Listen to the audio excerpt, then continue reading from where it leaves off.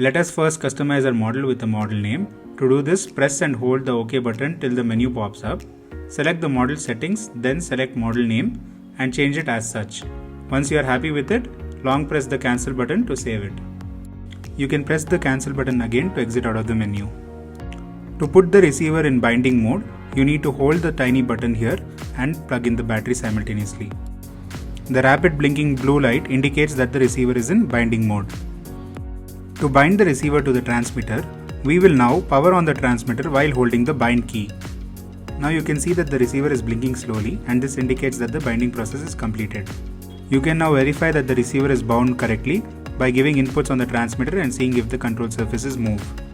Now let's configure the endpoints such that the deflection of the control surfaces on both sides are the same. You can do this by increasing or decreasing the endpoints for each channel.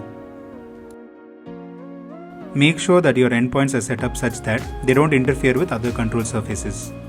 Now let us subtrim the plane. This is done so that the control surfaces are in the correct neutral position.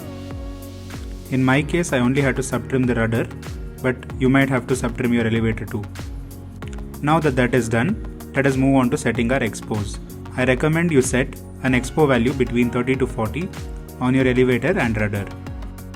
You can feel that the responsiveness of your control surfaces have changed based on the expo values. Adjust the throttle curve according to your preferences. However, we recommend you limit the output power to 75% when using a 3S LiPo battery.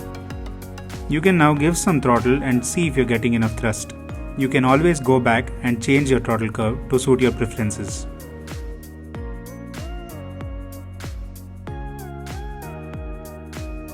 Let's assign a throttle cut switch so that we can cut off the throttle at any point.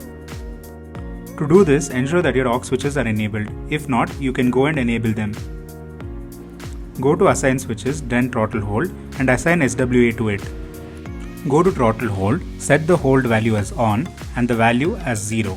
Active. That's it. You have now set up your model successfully. Happy flying!